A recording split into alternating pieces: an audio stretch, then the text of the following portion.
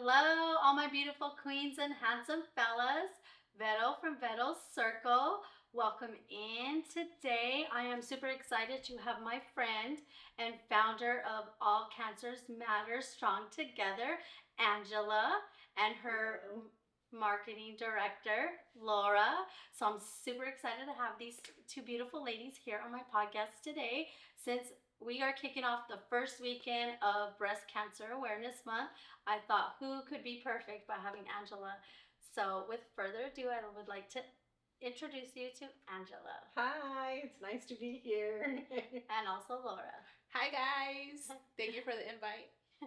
Thank you guys for coming. I'm so blessed to have you guys here. So, tell us a little bit about yourself, and then we'll get into how you started your foundation. So, I am a mother of five and two grandkids. I started the nonprofit 3 years ago. I went through my own cancer journey since 2017. I was diagnosed with stage 4 cervical cancer. I have gone through my journey 3 times, and it just has been very impactful for me and my family. And so, um, I knew that I wanted to give back to my community in the way that I was supported by certain individuals. And finally, in 3 years ago, I kicked off the foundation, and it's been very impactful. Nice, I love it. Yeah, That's yeah. amazing. And how did you get started with the foundation? And tell us a little bit about yourself. Hi, so my name is Laura. I'm a mother of two, and I'm also a medical assistant. So I'm in the medical field for 20 years in pediatrics mainly. I met lovely Angela at one of her events, and ever since then we just clicked. We just clicked, and I'm a goofball, so she's like, "You're perfect for for my foundation." So I was like, "Okay." Yeah, she's building quite the empire actually because I did meet Angela through a mutual friend, Adela. I'm very big in like the domestic violence and I wanted to do something into the community as well, so she did direct me to Angela. So we actually met at our work and talked about a few different things. So I'm super excited, like, just to see where it goes. And with Yes. cancer, I actually do life insurance and retirement. So we were kind of basing that originally on that platform because it's super important. Right. Not many people understand that, death is hard in every way, but what's more expensive is death or sickness. Correct. And so that's kind of where we were trying to go. I haven't had the opportunity to be able to go to any of the events, with work and stuff, but this year, coming up in the end of this year, I'm trying to make more room to be able to do that so I can join you guys. Yeah. And for those of you at home, I am going to be donating to two foundations this month. I'm doing a raffle. So if you're a business and you would like to donate to the raffle, just hit me up and let me know. But let's go ahead and let's talk about, so are you married? You said you had kids. Yeah. You're married. Mm-hmm. And your husband, is he supportive of everything? Yeah. I basically, he doesn't say anything about what I do. I'm a free bird. So I do what I have to do for my community. Right. My kids are very supportive, my parents, my family. They understand because they've seen firsthand, how horrible it was for us.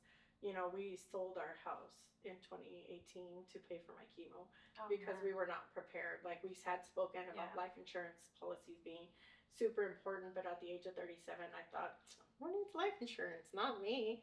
And then, I got surprised with the cancer diagnosis. And, if I would have had that life insurance policy, it would have actually saved my family and me, because we would have got it with living benefits. It would have, definitely with the diagnosis that I got, would have been very beneficial. But we went through our hard trials and tribulations, and, going through the domestic violence, era, going through all these things that we had spoken about in the past, how cancer affects you in a million different ways. Right. You don't know how people are going to react, whether it's going to be supportive, or if, how your loved ones are impacted, your kids, Right. your husband, your family. Like, it is just very devastating all around, especially when you are very advanced in cancer. Right. You don't know what the outcomes are going to be. So, just having to go through that journey has been, Right, a rough one. And most people don't realize that now the new type of life insurance, you're able to use your policy if you get cancer, heart attack, stroke, anything that you know, causes you to be out of work and whatnot, which is great, because if you're the breadwinner of the family and you can't work, like where's your money coming from? And a lot of people aren't educated on the benefits that come, and unfortunately, like with Hispanic families, I know we didn't even know any of our parents' financial situations. We weren't taught that. Like, oh, when my grandparents died, we're like, oh, they died. We didn't know how they paid for it. That was never discussed. So it's really huge. And I've taken a little bit of a step back I still do the life insurance and retirement, but I'm not active in it because I'm doing so many different things, but I'm still there and I still preach about it. So it is super important. Mm-hmm. Now, when you started your cancer foundation, how quickly were you able to build that? It took us a while. Even now, 3 years later, like I've just now situated the majority of my seats on the board. Um, it's still a working in progress because we just literally, like, we just brought Laura, which will be marketing. We have other board members from our marketing. We're still looking for legal. And, we have our admin, and we're still looking for a financial director. And so I have my admin taking that role right now, but the stability of it has gone through its own hurdles, its own, trials. It's, to trying to figure out the right people because, I didn't want it to be such a corporate setting. We're such a tight family. We want to be unified and support one another in everything that we do. It's just been a lot of hard work, but the first year, we took off running. A lot of people had, put a lot of ideas that, we should just, attend events without us hosting events because we weren't going to get the support that we needed. The support for us has been the biggest setback for some of our events. But nevertheless, we don't stop what we're doing because the people that do attend our events are cancer fighters. Right. For this past event, the venue hosted for like 1,000 people. We must have had probably like maybe 200 people trail in. Yeah. But my main focus, even though it was a huge venue, was for my cancer fighters because they got awards. We recognize them. We show them the love, the support that they need in the community because some of these cancer fighters don't have anybody. Right. And they need the resources. And so this event, I really wanted other nonprofits and organizations to come and show support because you can go anywhere from, domestic violence. Right. It's one very key factor. If the kids are misplaced due to the loss of a parent from cancer, or if they're going through a trauma of any kind because of them being affected by cancer. Cancer affects you in such a big range from homelessness, being hungry and not having enough money to pay bills and food to, domestic violence. Some people don't know how to react towards the stress and the situations, to fighting for your life and not knowing what support system you have out there to have resources, or who do you turn to when you need help with rent. Like, I really wanted all that in one roof so that it was easy access for not just cancer fighters but our entire community to have those resources. So we're working hard in the foundation to provide that. That's good. That's amazing. I know I haven't been, my sister actually had cancer. And at that time, it just even being, I couldn't be around her. It was very heartbreaking for me to see that. And like, you go to her house and I would grab the kids and let's just go because I couldn't see her going through that.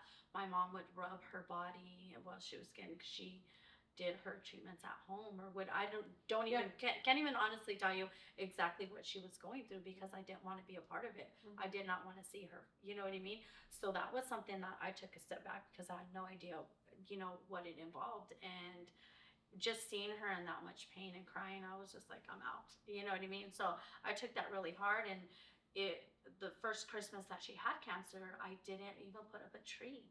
I told my kids, Christmas isn't about gifts. It's about family. And I went really strong on, I got each of my kids one gift and that was it. You know what I mean? Because I wanted them to understand how important it is when you see somebody who's sick, or, you don't know how much time that they got, And with that note, if we just, as cancer fighters, have expressed to me, we host a lot of things for our cancer fighters, a lot of events, a lot of resources, but we have 40 cancer fighters right now who are in consistent communication with each other. And the one thing that they ask us is they want our foundation to build a social group. Yeah. They don't want it to be a like a therapy. They want it to be where they can gather together and just socialize among themselves and just vent, be able to go out there, have dinner, you know, do simple things because when your family sees you in this state, not everybody knows how to handle that. Nobody, a lot of people, even our family, friends, they kind of like for me, they all disappeared when I went through my treatments because they were scared. They didn't know how radiation was going to act. They didn't know how chemo was going to react. They didn't know if, sometimes you can't be around certain people, during that time. But education is key because those are the most moments that I feel like you need your family above everything. But at the same time, like us, we don't want to be that burden on our loved ones. We don't want them to come and see us in the worst version of ourselves. Right. When we even pity ourselves for being in that situation because we can't help it. But at the same time, they gotta understand that we need that social group. And so for me, I went to a place called what is it? Oh my god, what is the name of this place? But it was a home, and she only serviced women though. Oh, okay. And you got to go there. They had like arts and crafts. They had a room for therapy, a room for pantry, and I was just like, this would be so amazing if it was for everybody. Yeah. The entire cancer community, everybody, and our youth, because the youth is the one that needs. You see mom and dad going through cancer treatment. You see, if the kids are going through cancer treatment, it's such an impactful thing to need that just a little bit of support system. Right. And so a lot of them had asked us, can we create that social group? And, taking them out once a month has been on my bucket list and my goal. Oh, and so we tried to raise the funds this past event to do our food pantry, our clothing closet, and our social group for our cancer fighters because even that day, they were like, this was magical.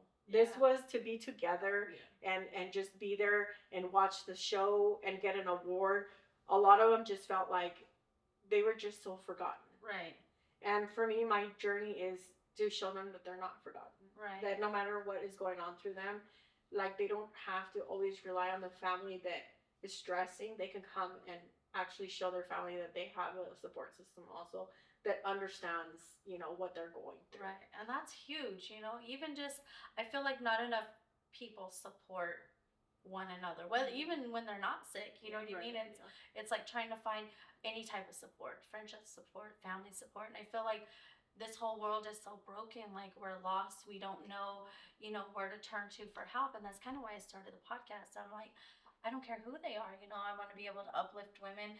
If there's someone at home that's, fighting cancer, don't know where to turn to, you know what I mean? They can be like, oh, I've just seen this on the podcast. You know what I mean? I want to be able to have women grasp the concept like they needed to hear that one little comment. You know what I mean? Something that triggered them to be like, okay, now I know where to go because sometimes I was even lost. I don't know who to turn to, and and that's what I don't want for women. I want women that are suffering in silence to have a place to go and to a voice. Yes. So I'm actually going to go to a commercial break sponsored by Luciano Coda with Who Hurt You merchandise.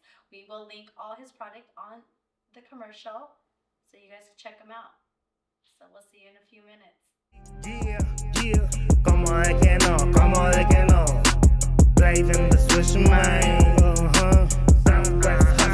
Southwest hustlers. Como de que no, yeah, live the sea life. Yeah, como de que no, yeah, live the sea life. Yeah, como de que no, yeah, live the sea life. Yeah, como de que no, yeah, live the sea life. Yeah, rip the 480 hustling down AZS. Rip the 480 hustling down AZS. Rip the 480 hustling down AZS. Como de que no, yeah, live the sea life. Yeah, money on my mind, ain't got much time. Welcome back, everyone, my beautiful ladies and handsome fellas. For those of you that are just tuning in, I am here with Angela and Laura from All Cancers Matters Strong Together. So if you're just joining us, Angela has a non-profit foundation called All Cancers Matters Strong Together. And she has been inspired by her own story of her battling stage 4 cancer. So we are very blessed to have her here. So thank you again for coming on our podcast. I just love it. So, we had discussed earlier, you are doing things with NFL. Yes. Am I correct? Yes. That's So amazing. we are working with a club called Fan of the Logo. They are the Pittsburgh Steelers #1 fan club. The founder lives in Chandler. We reached out and collaborated. They have a nonprofit from the Pittsburgh Steelers side. We are actually going to go out there and host an event with them.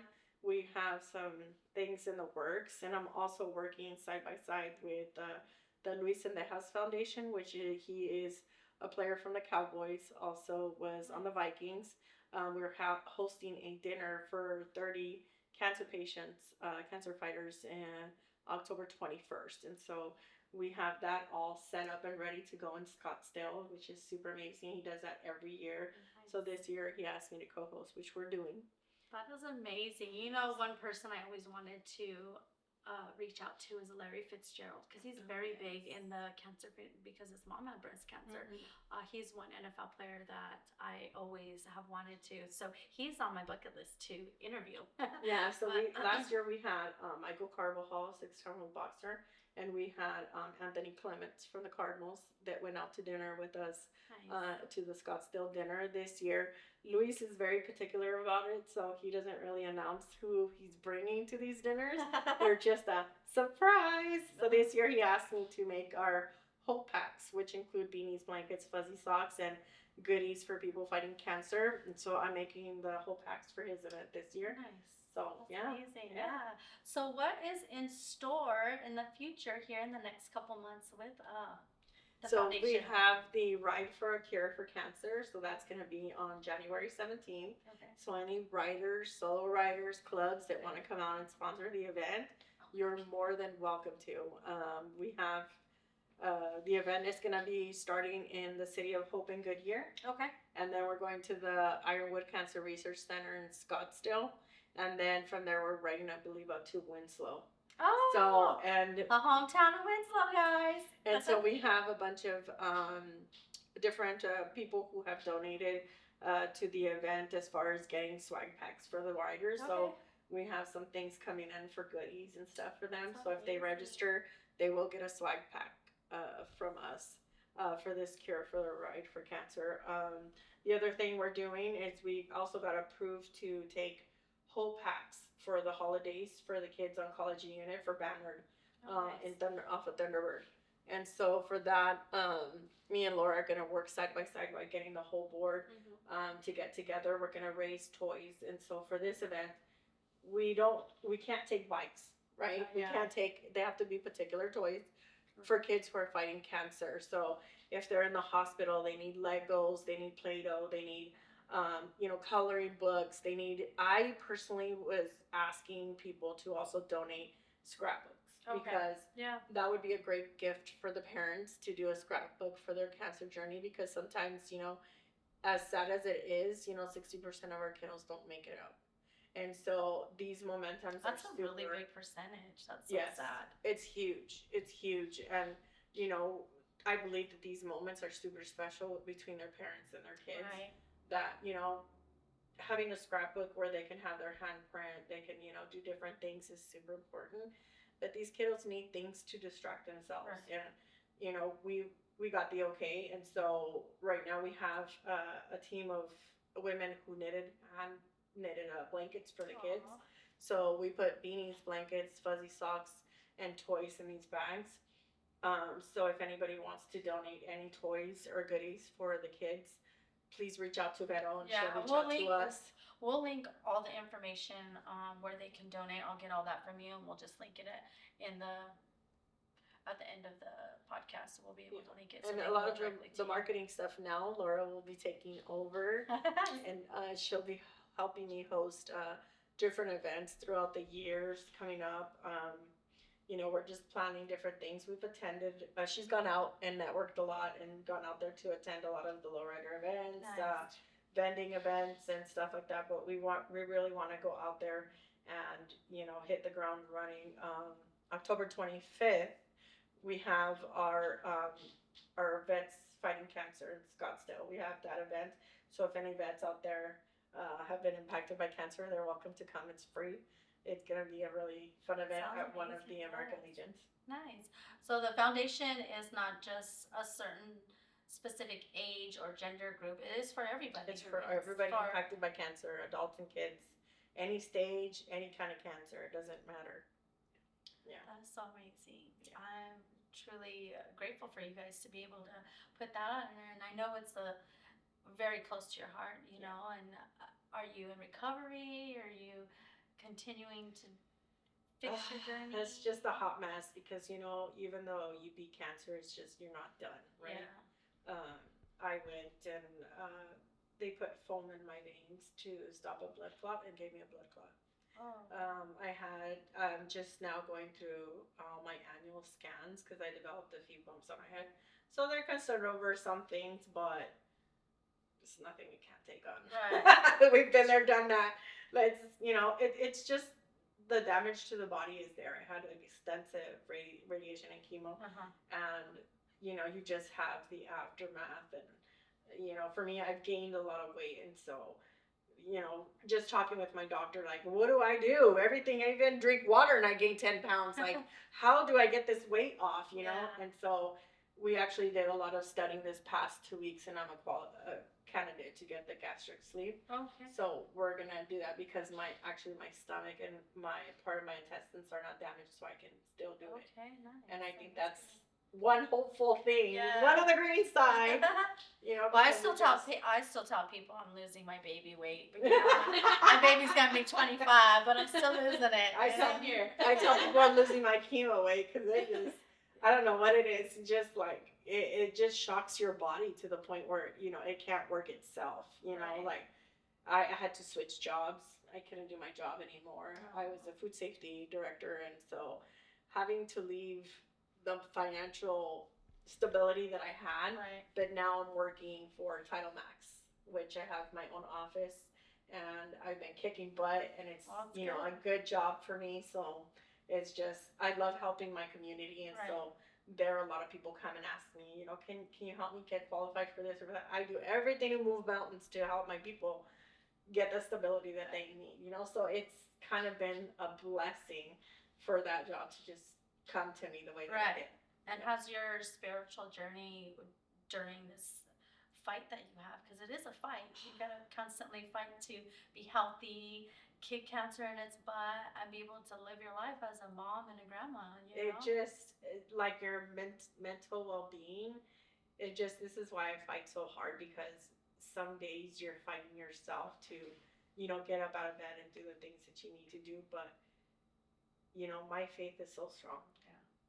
And like I brought Laura, and like we talk all the time, the spiritual realm is just there. And I tell myself, like, I had dreams of exactly what I'm doing now, and that's so crazy. And they just, like, somebody applied for a nonprofit, you don't get it right away, you go through hoops and loops, and mine just, it was just a blessing. And I know for a fact that it's not me. I'm just doing the work that he's telling me that I'm capable of doing, because a lot of people just think of doing certain things and they don't get done. But I just feel like if I got to be the person to stand up for those who have lost their life to cancer. Right. I'm still here for a purpose. You're the voice. This is why I'm here. So let's run with it. That's ironic. That's ironic that you say that, because earlier today I was listening to church online as I was getting ready, and the things that the Pastor Ryan, I go to Palm Valley Church, and Pastor Ryan was just saying stuff, and I'm just like, I needed to hear. I'm like, I know that's you, God, because everything that he said is the things, like, I keep a daily journal, and I write everything, my day ahead. I thank God every day for being blessed. I thank God every day for my entire day, whether it's at work. I thank him for the good things, the bad things, because at the end of the day, some of those bad things were lessons, or he prevented. So I know. But everything that was said was things like, I'm telling God, I'm giving you full control of my life. And I'm using my voice to impact lives that I may never know that I impacted it. So it's just, being able to hear that, and I get so inspired by listening to women and their stories, because I'm like, I'm not the only one fighting alone in my own traumas, So I'm always blessed to have listened to other one's stories, and so I'm truly grateful that you're here to be able to share not only your story, but to be able to Yeah. give What was it? everybody the feedback. The one was it like 90 days ago when my mom was still at my house. Um, I was having a dream and I woke up and I was sitting up having a full blown conversation over some inspirational things that should happen. And my mom was just looking at me at the edge of the bed like it's the middle of the night, like, what are you The mind just who are you goes. talking to? Yeah. And I was just like, this was just something spiritual that happened to me, and I just was sitting up, talking in the middle of the night, to, I believe it was my angels that came down and Yeah. just, the guidance that I have and the visions that I have through this have been nothing but a blessing to have Yeah. people on my board that are supportive, people like you who, support what the mission and the vision is Yeah. for us, and to support everybody in our community, because it's not just people fighting cancer. Like, we're helping kids who are, struggling to finish their high school, who are displaced, who are homeless. Like, we're not just limited just to cancer. When we have our events, we have tables of clothes just giving away to our community. It doesn't matter who you are. Like, if I you have have a box at home waiting for yeah, you. if you guys have somebody in the community who's in need of clothes, who's in need of just any referral services, we just came up with a long list of places that are helping with rental assistance, with with us with clothing. I mean, it's endless, and for us, it's just any way that we can help somebody else out there. That's just the way that it is, That's and I amazing. love that I can use the nonprofit to support people who are. That's amazing. Well, I am truly so blessed for having you here. For those of you at home, I'm so thankful for you tuning in. We will link all of Angela and Laura's information at the end of the podcast for you to be able, if you'd like to donate to the foundation for those little kids that need some beanies or some Christmas toys. We would definitely absolutely love that you help Angela and her foundation. And as always, I am so grateful for you guys tuning in. Remember to lift that crown, be the amazing woman and man that you are. You don't necessarily have to wear a crown, but believe in yourself. Don't ever Yes. forget that you're not loved. Keep God at your heart, in your mind, and He will change your life. I promise you that. So until next time, thank you for joining in Vero's Circle. Thank you. Thank you. Bye.